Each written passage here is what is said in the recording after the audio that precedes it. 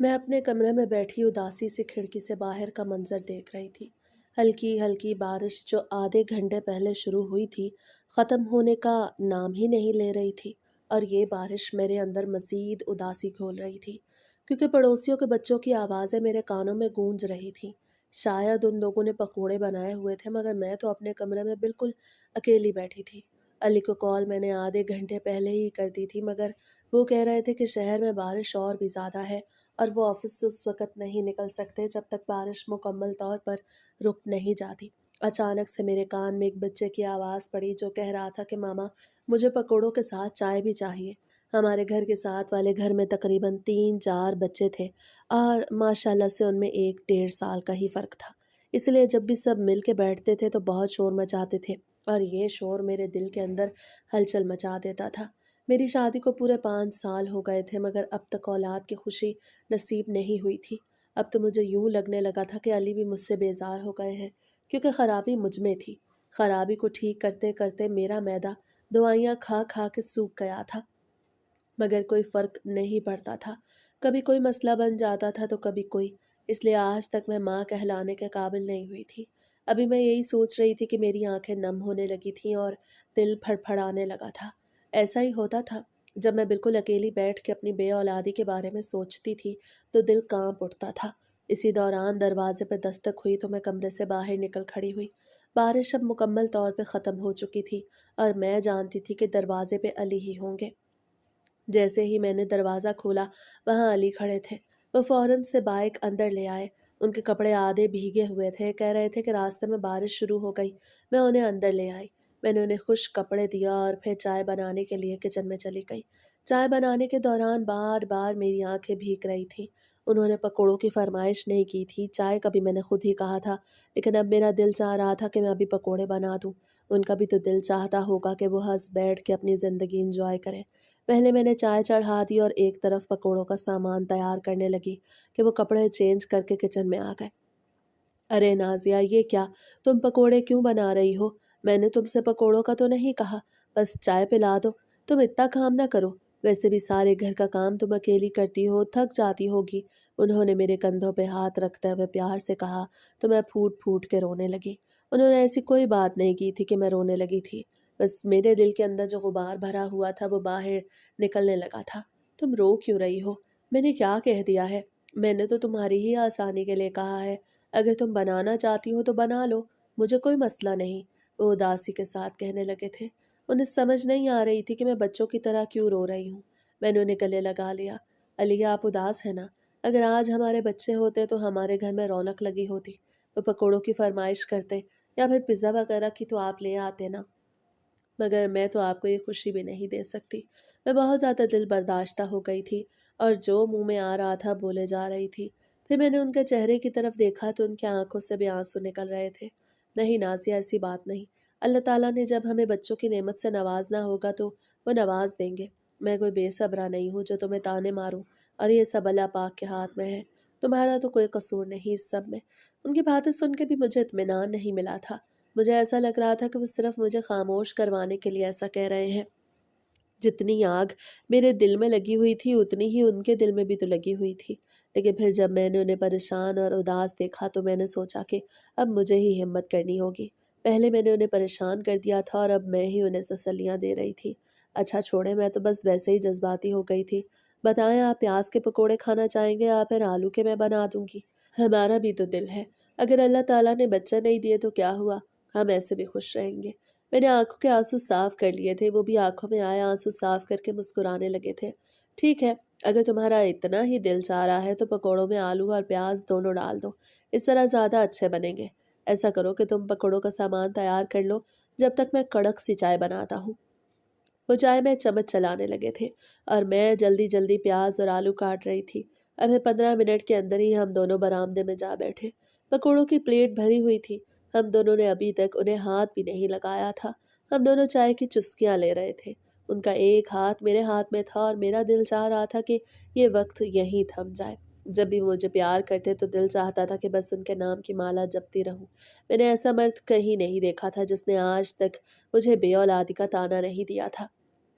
میں نے ایسی ہزاروں خواتین دیکھی، ایسے ہزاروں قصے سنے، बचपन से लेकर जवानी तक, और अब तक तो बहुत सारे ऐसे लोगों से मिली थी, ऐसी ख़वातीन जो बेचारी अपने शौहरों के ज़ुल्मों सितम सह सह के थक चुकी थी, और कुछ तो मैके चली जाती थी क्योंकि उनके यहाँ औलाद नहीं हो रही थी और शौहर उन्हें ही ताने मारते थे। मगर अली ऐसे बिल्कुल नहीं थे, और उन्हीं की वजह से ही तो मैं जिंदा थी।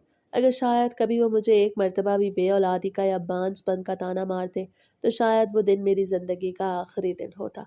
अब फिर शाम यूं ही गुजर गई। पकोड़े और चाय के बाद तो हमारा खाना खाने का दिल ही नहीं कर रहा था। मैंने सालन दोपहर में बना दिया था, आटा भी गूंदा हुआ था, लेकिन दिल नहीं चाह रहा था, तो इसलिए खाना नहीं खाया। हम दोनों कमरे में पहुंच चुके थे। वो कह रहे थे कि उनके कुलीग के बेटे का अकीका है और हम दोनों ने वहां पे जाना है। आज जुम्मे का दिन गुजर गया और अकीका इतवार के दिन था। फिर से बच्चे का नाम सुन के मेरी आंखों में नमी आने लगी, लेकिन मैंने ये नमी उनसे छुपा ली। मैं बार बार उन्हें अपनी वजह से तंग नहीं करना चाहती थी। मैंने उन्हें हंसी खुशी कह दिया कि हम ज़रूर चलेंगे और बच्चे के लिए कुछ लेके भी जाएंगे। जब भी हमें कहीं जाना होता और अगर इवेंट बच्चों का होता तो हम बहुत अच्छी चीज़ें लेके जाते। हमारे दिल के अरमान दूसरों के बच्चों पे पूरे हो रहे थे, और ये वक्त यूं ही गुजरता जा रहा था। आखिरकार इतवार का दिन भी आ गया। आज अली सारा दिन घर पे रहे, ऑफिस नहीं गए थे। शाम का फंक्शन था। हम तकरीबन 7 बजे घर से निकले थे। मैं ब्लैक कलर के फ्रॉक में खुद को भी अच्छी लग रही थी और अली ने भी मेरी खूब तारीफें की। दिल बाग बाग हो गया था, कोई कमी महसूस नहीं हो रही थी। लेकिन मैं नहीं जानती थी कि वहां जाके दोबारा से मैं दिल बर्दाश्त हो जाऊंगी। हमें भी वहां पे पहुंचे ही थे कि अली के एक कोलीग ने, जो उनसे उम्र में बड़े थे, अपनी बीवी के साथ हमारी तरफ आ गए। उनकी बीवी से भी मेरी अच्छी सलाम दुआ थी। आते साथ ही वो मुझसे कहने लगी, अरे ये क्या, अभी तक खाली गोद लिए फिर रही हो? क्या बच्चे का प्रोग्राम नहीं? अब तो शादी को इतने साल हो गए हैं, खूब इंजॉय कर लिया तुम लोगों ने। अब तो मियाँ की गोद में बेटा डाल ही दो। वो बड़ी उम्र की खातून थी। अगर वो मेरी हम उम्र होती तो शायद मैं उन्हें कह भी देती कि प्लीज़ ऐसी बात मत करें, लेकिन मैं उन्हें ये कहना मुनासिब नहीं समझ रही थी, क्योंकि इस तरह लोग भी तो बुरा मना जाते हैं। लेकिन वो ये नहीं समझते कि सामने वाले के दिल पे वो तीर चला रहे हैं। मैंने भी उनसे कह दिया कि मुसर्रत भाभी, ऐसी बात नहीं, अल्लाह ताला के यहाँ देर है, अंधेर नहीं। हमारी तो पूरी कोशिश है, अब जब अल्लाह राज़ी होंगे। मगर उनकी जुर्रत आगे ही बढ़ती गई थी। मेरी ये बात सुन के वो खिलखिला के हंसते हुए बोली कि बहुत सारी लड़कियां शादी के शुरू में बच्चा नहीं करना चाहती, क्योंकि वो अपनी ज़िंदगी को एंजॉय करना चाहती हैं। शायद तुमने भी यही सोचा होगा, इसीलिए तो अब मसले हो गए हैं। मुसरत भाभी की बात मेरे दिल पे बिजलियां गिरा गई थी। वो इतना पर्सनल सवाल कर गई थी कि मैं खुद शर्मिंदा हो गई थी। अब हमारी इतनी भी दुआ सलाम नहीं थी कि वो इतनी पर्सनल हो रही हो। मैं तो शर्मिंदगी में ज़मीन में गढ़ती जा रही थी। फिर मैंने अली की तरफ देखा तो अपने कुलीग के साथ बातों में मसरूफ़ थे। मैंने शुक्र अदा किया कि उन दोनों ने नहीं सुना, वरना अली को कितना बुरा लगता कि एक औरत कैसे उनकी और उनकी बीवी की ज़िंदगी, और वो भी निजी ज़िंदगी के बारे में, ऐसे खुल्लम खुल्ला बात कर सकती है। मैंने आगे से मुसरत भाभी को कुछ नहीं कहा था। मैं जानती थी कि अगर मैंने आगे से कोई बात कही तो बात मज़ीद बढ़ती जाएगी और कोई और भी बात सुन लेगा। मैंने खामोशी इख्तियार कर ली और उसी खामोशी को देखते हुए वो थोड़ी देर बाद मुंह बना के वहाँ से चली गई, और उनके शौहर भी उनके पीछे पीछे चल दिए। अली और मैं अकेले थे। मैं टिश्यू पेपर से आंखें साफ कर रही थी कि अली ने मुझे देख लिया। क्या हुआ है तुम्हें? क्या किसी ने कुछ कहा है? जैसे अली ने मेरा हाथ पकड़ के कहा तो मेरा दिल चाहा कि अभी और इसी वक्त सब कुछ बता दूं।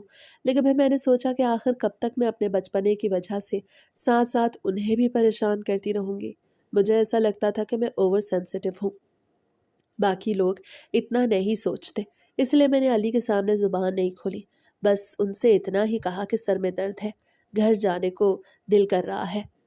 तो उन्होंने कहा कि बस थोड़ी देर में खाना खुलने वाला है, इसके बाद चलेंगे, वरना मेरा दोस्त कहेगा कि तुम लोगों के बड़े नखरे हैं। वो ये कह के मेरा हाथ पकड़ के एक टेबल पर बैठ गए। वहां पे हम दो ही बैठे थे। हम दोनों आपस में बात कर रहे थे। वो इधर उधर भागते बच्चों को देख के मुस्कुरा रहे थे और किसी को गोद में उठा भी रहे थे, और ये सब मैं बड़ी हसरत से देख रही थी। अगर मुझ में मसला ना होता, अगर मैं भी बच्चे पैदा कर सकती तो आज अली की गोद में हमारा अपना बच्चा होता। न जाने मैं यहाँ क्यों आ गई थी। अब मैं यही सोच रही थी। बार बार मेरी आंखें भर रही थीं, और फिर थोड़ा बहुत खाना खाने के बाद हम वहाँ से निकल पड़े।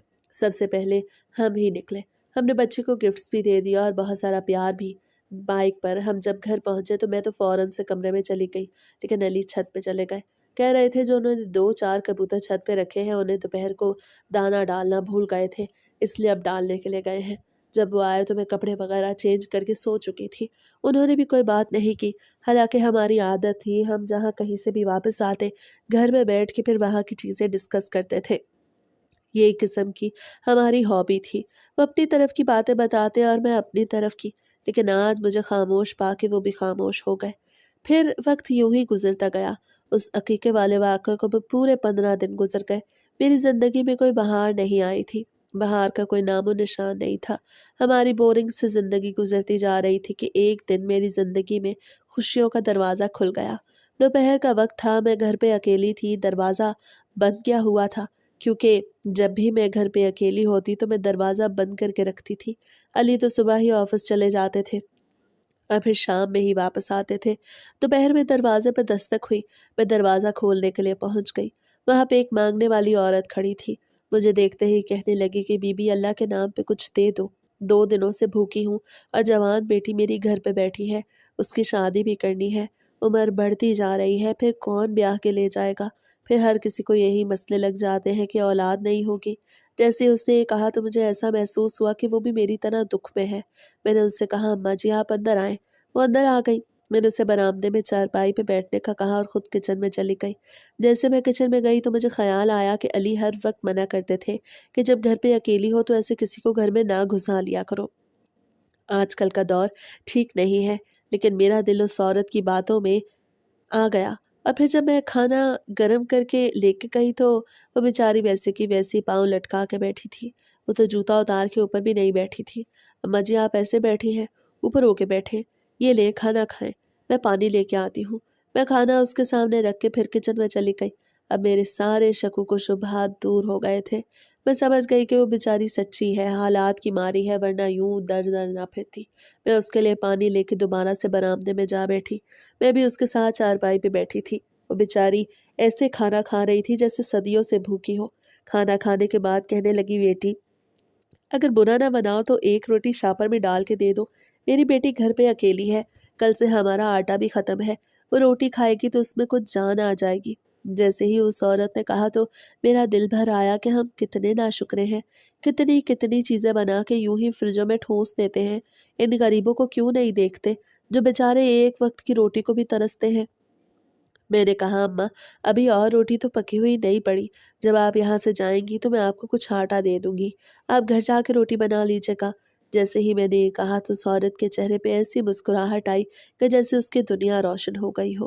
پھر میں نے اسے پیسے دیا اور کچھ آٹا اور گھر کے کچھ دوسرے سودا سیلف شاپر میں ڈال کے دیے کہ گھر جا کے استعمال کر لینا۔ وہ بڑی دعائیں دے رہی تھی مگر ابھی تک وہاں سے جا نہیں رہی تھی۔ میں نے بھی اسے جانے کا نہیں کہا۔ وہ اپنی زندگی کا دکھڑے بتانے لگی۔ اس کی باتیں سن کے میرا بھی دل بھر آیا۔ وہ بڑی ہی دکھیاری رہی تھی۔ شادی کے 2 ماہ بعد شوہر چل بسا اور پھر شوہر کے جانے کے 1 ہفتے بعد ہی اسے اپنے حمل کا پتہ چلا اور پھر اسی حمل کے ناطے اسے ساری زندگی گزار دی اور اب ایک بیٹی کے سہارے سے جی رہی ہے۔ مگر اب اس کی شادی کرنی تھی مگر کوئی سرمایہ نہیں تھا، نہ کوئی رشتہ تھا، نہ کوئی وسائل۔ وہ روتے ہوئے اپنی ساری کہانی سنا رہی تھی اور کہہ رہی تھی کہ پچھلے کچھ مہینوں سے مجھے گھروں میں کام سے بھی نکال دیا گیا ہے، اس لیے اب بھیک مانگنے پہ مجبور ہوں۔ میں خاموشی سے اس کی باتیں سن رہی تھی اور آنکھوں میں آنسو لیے اس کا درد محسوس کر رہی تھی کہ وہ کہنے لگی بیٹی تم کیوں رو رہی ہو؟ لگتا ہے تمہیں بھی کوئی دکھ ہے، ورنہ ایسے ہی کوئی کسی کا دکھ سن کے نہیں روتا۔ جیسے اس سے یہ کہا تو مجھے سمجھ آ گئی کہ واقعی یہ کوئی تجربہ کار عورت ہے جسے یہ بھی پتا ہے کہ وہی دوسروں کے دکھ میں آنسو بہاتا ہے جو اس چیز سے گزرا ہو، ایسی طرح کی کسی اور چیز سے گزرا ہو۔ اس کے کہنے میں نے کہا اماں میری شادی کو 5 سال ہو گئے ہیں، 6 سال لگ چکا ہے مگر ابھی تک بے اولاد ہوں۔ سمجھ نہیں آتی کیا کروں؟ شوہر بیچارے کچھ نہیں کہتے مگر میرا دل ہر وقت انہیں دیکھ کے بھر آتا ہے کہ آخر ان کا کیا قصور ہے۔ دوسری شادی کی اجازت میں انہیں دے نہیں سکتی کیونکہ میں نے انہیں اپنا دل دیا ہے۔ مجھے اتنا صبر نہیں ہے کہ میں انہیں کسی اور کے حوالے کر دوں، مگر ان کا دکھ مجھ سے دیکھا نہیں جاتا۔ میں نے دل کی بات کھول کے اس انجان عورت کے سامنے رکھ دی جو آج تک میں نے علی سے بھی نہیں کی تھی۔ لوگ اکثر کہتے تھے کہ علی دوسری شادی کر لو، لیکن علی ان کی بات پہ کان نہیں دھرتے تھے اور آج تک مجھ میں بھی اتنی ہمت نہ آئی، نہ اتنا جگرا تھا کہ انہیں دوسری شادی کا کہتی۔ ایک مرتبہ میں نے انہیں بچہ ایڈاپٹ کرنے کا کہا لیکن انہوں نے منع کر دیا۔ کہتے تھے کہ اللہ دے گا تو اپنا دے گا ورنہ ایسے ہی ٹھیک ہے، ایسے ہی لوگوں کی زندگیاں گزر جاتی ہیں۔ ان کی یہ اداسی بھری باتیں میری آنکھوں میں آنسو دے دیتی تھی۔ وہ اماں بڑے غور سے میری باتیں سن رہی تھی اور پھر میری بات سن کے تحمل کے ساتھ کہنے لگی، بیٹی ایک بات کہوں، برا نہ منانا، کچھ طریقے ہوتے ہیں، کیونکہ جو تم اپنی حالت بتا رہی ہو کہ تمہارے ایک دو مرتبہ حمل ضائع ہو چکے ہیں، تو اس کا یہی مطلب ہے کہ تم بانجھ تو نہیں ہو، لیکن تمہیں کچھ زیادہ احتیاط کی ضرورت ہے۔ میری ایک جاننے والی ہے، وہ دیسی دوائیاں دیتی ہے، تم اس کے پاس چلی جاؤ، تمہارا مسئلہ مجھے زیادہ نہیں لگ رہا۔ ڈاکٹروں کی گرم دوائیاں کھا کھا کے تمہارا معدہ بھی جل بھن گیا ہے، اس کی دیسی ٹھنڈی دوائیاں کھاؤ گی تو خود بخود بچا ہو جائے گا۔ اگر یقین آتا ہے تو میں تمہیں وہاں کا پتہ بتا دیتی ہوں، باقی اللہ مالک ہے، اللہ کو جو منظور ہوگا وہی ہوگا۔ اس عورت کی بات سن کے میرے دل و دماغ میں امید کی کرن جاگ گئی۔ میں نے اس سے پتہ وغیرہ معلوم کر کے پرچی پہ لکھ لیا۔ سوچ رہی تھی کہ جب علی آئیں گے تو ان سے کہوں گی، کیونکہ آج تک ڈاکٹرز نے بھی میری کوئی خاص بیماری نہیں بتائی تھی، بس کبھی کہتے تھے کمزوری ہے تو کبھی کیا بہانہ بتاتے تھے۔ شاید انہیں سمجھ ہی نہیں آتی تھی کہ میرے ساتھ کیا مسئلہ ہے، بس ہر مہینے اتنی ساری دوائیاں پھانک پھانک کے میری تو رنگت ہی پیلی پڑ گئی تھی۔ کچھ دیر بعد وہ اماں وہاں سے چلی گئی اور اب مجھے علی کا انتظار تھا۔ جیسے ہی شام کو علی آئے تو میں نے ساری کہانی ان کے گوش گزار کر دی، تو وہ مسکراتے ہوئے بولے، وہ عورت تمہیں چونا لگا گئی ہے، تمہیں میٹھی میٹھی باتیں کر کے اتنی ساری چیزیں لے گئی ہے اور اوپر سے تمہیں جھوٹی امید بھی دی گئی ہے۔ ایسی کوئی پڑیا بڑیا نہیں ہوتی جس سے بچہ ہو جائے، بس اس کی باتوں میں نہ آؤ۔ علی کی بات سن کے میں نے منہ پھلا لیا، میں منہ پھلا کے ایک طرف بیٹھ گئی۔ میں جانتی تھی کہ وہ میری بات نہیں ٹالیں گے، بس ذرا ناراضگی اختیار کرنی پڑے گی، اور پھر ایسا ہی ہوا۔ تھوڑی دیر بعد وہ کہنے لگے، اچھا ٹھیک ہے، تم کہتی ہو تو لے جاؤں گا، لیکن اتوار کے دن، ابھی چھٹی نہیں کر سکتا، پچھلے ہفتے بھی 2 چھٹیاں ہو گئی ہیں۔ ان کی بات سن کے میرا دل باغ باغ ہو گیا، دل چاہ رہا تھا کہ ہواؤں میں اڑنے لگوں، حالانکہ ابھی صرف علی نے جانے کی اجازت دی تھی۔ یہ گارنٹی تو مجھے کہیں سے نہیں ملی تھی کہ وہاں جانے سے میرا بچہ ہو جائے گا، جو پچھلے 5 سال سے نہیں ہو رہا تھا۔ اور آخر کار وہ دن آ گیا جب ہم اس ایڈریس پہ پہنچ چکے تھے۔ ہم پچھلے 5 منٹ سے دروازہ بجا رہے تھے، مگر آگے سے کوئی دروازہ کھول ہی نہیں رہا تھا، اور پھر جب ہم تھک کے لوٹنے لگے تو دروازہ کھل گیا۔ وہاں پہ ایک بوڑھی خاتون کھڑی تھی، مجھے دیکھ کے کہنے لگی کہ کیا ہوا ہے بی بی، اتنی دوپہر کو کیوں دروازہ پیٹ رہی ہو؟ وہ مجھ سے مخاطب ہوئی تھی، اسے علی کی طرف دیکھا بھی نہیں تھا، حالانکہ علی بھی ساتھ ہی کھڑے تھے۔ اس کی بات سنتے ہی میں نے اپنا مدعا بیان کیا تو عجیب نظروں سے وہ مجھے دیکھنے لگی، اور پھر علی کو، اور پھر کہا کہ یہ بھی کوئی وقت ہے آنے کا، یہ میرے سونے کا وقت ہوتا ہے، دوائیاں تیار پڑی ہیں لیکن پہلے تمہارا مسئلہ دیکھنا پڑے گا، کل آ جانا۔ جیسے ہی اس نے یہ کہا تو میں نے اس کا ہاتھ پکڑ لیا، خدا کا واسطہ میں بہت دکھیاری ہوں، بہت دور سے آئے ہیں ہم، اور پھر کل میرے میاں کو چھٹی بھی نہیں ہوگی، آپ کی بڑی بڑی مہربانی ہوگی، اگر آج آپ مجھے دیکھ لیں گی تو میں آپ کے یہ احسان کبھی بھی نہیں بھولوں گی۔ میں نے کہا تو وہ ہم دونوں کو اندر لے گئے، برآمدے میں ہم بیٹھ چکے تھے اور وہ اندر چلی گئی۔ پھر تھوڑی دیر بعد مجھے بلانے کے لیے آ گئی کہ آؤ تمہارا معائنہ کر لوں، اس کے بعد ہی دوائیاں دے پاؤں گی۔ میں اندر چلی گئی، علی بہت پریشان تھے، مجھے روکنے کی کوشش بھی کر رہے تھے کہ ان دیسی چکروں میں نہ پڑو، لیکن میں کہاں رکنے والی تھی، مجھے پہلی مرتبہ تو کہیں سے امید کی کرن ملی تھی، اور مجھے ایسا لگ رہا تھا کہ اس بار میں کامیاب ہو جاؤں گی۔ میں اندر گئی تو اس نے میرا تھوڑا بہت معائنہ کیا اور پھر مجھ سے پورے 5 سال کے معاملات پوچھے کہ ہم دونوں میں کس طرح کا تعلق ہے، اور پھر میں نے اس سے اپنے 2 مس کیریجز کے بارے میں بھی بتایا جو شادی کے شروع میں ہوئے تھے۔ یہ سنتے ہی وہ کہنے لگی کہ امید ہے کہ میری دوائیوں سے تمہیں افاقہ ہوگا، باقی اللہ تعالیٰ بہتر جانتے ہیں۔ جیسے ہی اس نے یہ کہا تو میرے چہرے کی چمک پہلے سے بھی بڑھ گئی، پھر اسے 2-4 پڑیاں دیں اور کہا کہ اگلے ہفتے پھر سے آنا، یہ صرف ہفتے کی دوائی ہے، ہفتے کے بعد آ کے اپنی حالت بتانا، اگر ضرورت ہوگی تو دوائی بدلوں گی، ورنہ جب تک خوشخبری نہیں ملتی یہی استعمال کرتی رہنا، اور ہاں میرا نمبر بھی لے لو، ہفتے بعد اگر آ نہ پاؤ تو فون پہ بات کر لینا۔ میں دوائیاں لے کے باہر آ گئی اور سب سے بڑی بات کہ وہ پیسے نہیں لے رہی تھی، کہہ رہی تھی کہ میرے مرحوم شوہر کے یہ نسخے ہیں جو میں آج تک دکھیاری عورتوں کو دے رہی ہوں، میں کوئی پیسے نہیں لیتی، لیکن میں نے زبردستی 1000 روپے دے دیا کہ ان چیزوں کو خریدنے میں بھی تو کوئی خرچہ آتا ہوگا۔ بڑی مشکل سے میں نے اسے وہ پیسے دیے، اور پھر میں اور علی اس کے گھر سے باہر نکل آئے۔ گھر پہنچتے ساتھ ہی میں نے ایک دوائی کھا لی، کیونکہ اس نے یہی کہا تھا کہ ہر روز مجھے 3 مرتبہ وہ دوائیاں لینی تھی، اور پھر 1 ہفتہ گزر گیا، مجھے کچھ خاص تبدیلی محسوس نہیں ہوئی، بس پیٹ میں بوجھ سا محسوس ہوتا تھا۔ میں نے 1 ہفتے بعد اسے فون کیا تو کہنے لگی کہ بس میاں کو بھیج دینا، وہی دوائی مہینے کی لے جائیں گے۔ شکر ہے کہ اس دوائی سے تمہیں متلی وغیرہ نہیں ہوئی، ورنہ اکثر خواتین کو ہو جاتی ہے۔ اور پھر اگلے ہی دن علی جا کر اس کے گھر سے پورے 1 مہینے کی دوائی لے آئے، اور پھر وقت یوں ہی گزرتا گیا۔ میں ہر روز اس امید کے ساتھ وہ کڑوی کسیلے پاؤڈر والی دوائیاں کھاتی کہ میرے ہاں اولاد ہوگی، مجھے بھی خوشی نصیب ہوگی اور پھر سارا مہینہ یوں ہی گزر گیا۔ مہینہ مکمل ہوتے ہی جب مجھے احساس ہوا کہ کچھ تو تبدیلی ہے، لیکن پھر بھی میں نے علی سے کچھ نہیں کہا تھا۔ مجھے خود بھی تو ابھی 5-6 دن دیکھنا تھا۔ اور پھر جیسے ہی وہ 5-6 دن گزرے اور مجھے احساس ہوا کہ میری ڈیٹ آگے جا رہی ہے، تو اسی شام میں نے علی سے کہا کہ ہمیں ڈاکٹر کے پاس چلنا چاہیے۔ تو وہ تو بہت زیادہ خوش ہو گئے، لیکن میں نے ان سے کہا کہ ابھی خوشی منانے کی کوئی ضرورت نہیں ہے، بس مجھے ایسا محسوس ہو رہا ہے، آپ ابھی اپنا مائنڈ مت بنائیں۔ مگر وہ خوشی سے پھولے نہیں سما رہے تھے۔ اور پھر اسی شام ہم ڈاکٹر کے پاس پہنچ گئے۔ ڈاکٹر بھی ہمارے گھر کے قریب ہی تھی، چھوٹا سا کلینک بنا رکھا تھا۔ مجھے دیکھ کے کہنے لگی کہ نازیہ خیر سے آئی ہو، کیا کوئی خوشی کی خبر ہے؟ وہ بڑی عمر کی عورت تھی، میرے چہرے پہ آئی خوشی دیکھ کے سمجھ گئی تھی، تو میں نے بھی کہہ دیا کہ اللہ بہتر جانتے ہیں، مجھے تو ایسا ہی لگ رہا ہے۔ پھر جب اس نے میرا معائنہ کیا تو وہی خبر نکلی جس کا ہم نہ جانے کتنے سالوں سے انتظار کر رہے تھے۔ علی کی تو آنکھیں ہی بھیگ گئیں، مگر میں خوشی کے مارے کرسی سے اٹھ کھڑی ہوئی۔ ڈاکٹر صاحبہ بھی خوش تھیں، وہ ہمارے محلے کی تھیں، جانتی تھی کہ میں کتنی پریشان رہتی ہوں۔ وہ بھی پوچھ رہی تھی کہ اتنے عرصے سے تو تمہاری اولاد نہیں ہو رہی تھی، تو اب ایسا کیا کیا ہے؟ مگر میں نے کچھ نہیں بتایا تھا، کیونکہ مجھے لگتا تھا کہ ڈاکٹرز ان چیزوں پہ اعتبار نہیں کرتے۔ میں اور علی ڈاکٹر کی کلینک سے نکل کے سیدھا بازار چلے گئے، کیونکہ وہ کہہ رہے تھے کہ میں آج ہی سارے محلے میں مٹھائی بٹواؤں گا۔ ہم مٹھائی لے کے گھر پہنچے اور پھر گھر گھر میں مٹھائی بھجوائی۔ ہماری خوشی کا تو ٹھکانہ نہیں تھا۔ ہم نے اس بوڑھی عورت کے گھر بھی ایک ڈبہ بھجوا دیا، بلکہ علی خود دے کے آئے، مگر وہ اماں مجھے کہیں نہیں ملی تھی جنہوں نے مجھے خوشی کا راستہ دکھایا تھا۔ نہ جانے وہ کہاں رہتی تھی کہاں نہیں، میں کچھ نہیں جانتی تھی، بس میں نے مصلے پہ بیٹھ کے ان کی بیٹی کے لیے دعائیں کی تھیں۔ ایک ہفتے بعد میں دوبارہ سے ڈاکٹر کے پاس چیک اپ کروانے گئی تو انہوں نے ایک ایسی خبر دی کہ ہمارا دل دہل گیا۔ ڈاکٹر نے کہا تم بالکل بھی کام نہیں کر سکتی، بچہ بہت ہی نازک ہے، پریگننسی تمہاری ویسے تو نارمل ہے لیکن ہے بہت نازک، اس لیے کام وغیرہ تو بالکل چھوڑو اور اپنا بہت زیادہ خیال رکھو۔ اور علی سے بھی کہا کہ ان سے کام بالکل مت کروائیں، اگر ہو سکے تو کوئی کام والی رکھ لیں یا پھر جو ہو سکتا ہے کر لیں، آپ کا بچہ پہلے ہی منتوں مرادوں سے آیا ہے، تو آپ آگے خود سمجھدار ہیں۔ علی نے اسی وقت مجھ سے کہہ دیا کہ اپنی کچھ دوستوں سے یا رشتہ داروں سے بات کرو، کسی کام والی کا انتظام کرو۔ اور پھر گھر آ کے سب سے پہلا کام میں نے یہی کیا۔ ذکیہ آپا کے گھر ایک کام والی آتی تھی، ان کا گھر بھی ہمارے محلے میں ہی تھا۔ ذکیہ آپا سے بات ہونے کے بعد جب میں نے علی کو بتایا کہ ذکیہ آپا کے گھر کام کرنے والی اب ہمارے گھر بھی آیا کرے گی، تو وہ خوش ہو گئے کہ چند ہی دن میں سارے مسئلے حل ہو گئے ہیں۔ اب ہمارے گھر میں خوشیاں ہی خوشیاں تھیں۔ علی ہر روز میرے لیے کچھ نہ کچھ لا رہے ہوتے۔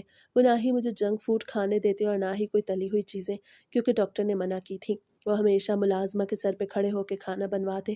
آج کل وہ آفس سے 5 بجے واپس آ جاتے تھے، حالانکہ پہلے انہیں 6:30 بجے چھٹی ہوتی تھی، لیکن اب انہوں نے اپنا تھوڑا سا ٹائم پیچھے کروا لیا، وہ بھی بڑی کوششوں سے، تاکہ ملازمہ کے سر پہ کھڑے ہو کے کوئی نہ کوئی کام کروا لے۔ وہ تو مجھے اٹھنے ہی نہیں دیتے تھے، میں سارا دن برآمدہ میں بیٹھی موبائل استعمال کرتی رہتی اور جب تھک جاتی تو پھر کمرے میں جا کے لیٹ جاتی۔ زندگی کے یہ حسین پل گزرتے جا رہے تھے۔ ہم ہر مہینہ ڈاکٹر کے پاس جاتے، میں اپنے محلے والی ڈاکٹر سے ہی سارا علاج کرا رہی تھی۔ وہ ہر مہینے میری دوائیاں چینج کر رہی تھیں، کہہ رہی تھی کہ امید ہے نارمل ڈیلیوری ہو جائے گی، لیکن اگر بلڈ پریشر بہت زیادہ ہائی ہو گیا تو پھر آپریشن بھی کرنا پڑے گا۔ آپریشن کے نام پہ تو میں کام گئی اور جب میں آپریشن کا ذکر سن کے گھر آئی تو علی گھر پہ موجود نہیں تھے۔ وہ آج میرے ساتھ ڈاکٹر کے پاس بھی نہیں گئے تھے اور آج آفس سے بھی جلدی نہیں آئے تھے۔ میں منہ پھلا کے اپنے بستر پہ بیٹھی تھی کہ تھوڑی دیر بعد وہ بھی آ گئے۔ مجھے دیکھ کے کہنے لگے کیا ہوا ہے؟ کیا کوئی بات ہے؟ کیا چیز تمہیں پریشان کر رہی ہے؟ انہوں نے میرا ہاتھ تھام کے میری آنکھوں میں دیکھتے ہوئے کہا، تو میں نے کہہ دیا علی میں آپریشن نہیں کرواؤں گی، مجھے بہت ڈر لگتا ہے، بس آپ دعا کریں کہ بچہ نارمل ہو جائے۔ جیسے ہی میں نے معصومانہ انداز میں یہ کہا تو علی مسکراتے ہوئے بولے کہ نازیہ بس تم دعا کرو کہ بچہ صحیح سلامت اس دنیا میں آ جائے اور اللہ تعالیٰ اس کے نیک نصیب کرے اور لمبی عمر عطا کرے۔ باقی یہ مشکلات تو زندگی کا حصہ ہیں، گزر جاتی ہیں۔ انہوں نے مجھے کوئی جھوٹا دلاسا دے کے یہ نہیں کہا تھا کہ نہیں تمہارا آپریشن نہیں ہوگا، انہوں نے سیدھی سی بات کہی تھی اور میں نے وہ بات بڑے غور سے سنی تھی، لیکن دل چاہ رہا تھا کہ بس ان سے کہہ دوں کہ بس اب دعا کریں کہ آپریشن نہ ہو۔ وہ میرا اتنا خیال رکھتے تھے کہ کبھی کبھی تو مجھے اپنی قسمت پہ رشک ہوتا تھا۔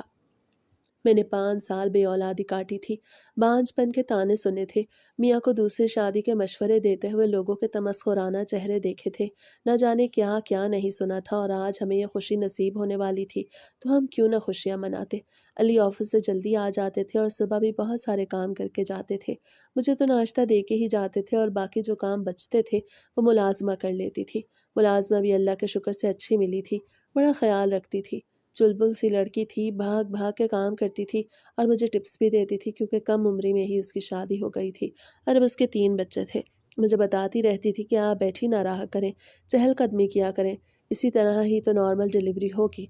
उसकी बातें मुझे भली लगती थीं, इसलिए मैं उसकी बातें ज़रूर मानती थी। वक्त को तो जैसे पहिए लग गए। मैं 7वें महीने में कदम रख रही थी, अब बस 2 माह रहते थे, मगर मेरी ज़िंदगी थोड़ी मुश्किल हो गई थी। बच्चे का बोझ मेरे जिस्म पर पड़ने लगा और मेरी ताकत बिल्कुल ही निचड़ गई। ऐसा लगता था कि जिस्म हड्डियों का ढांचा हो रहा है, बस पेट बढ़ा हुआ था।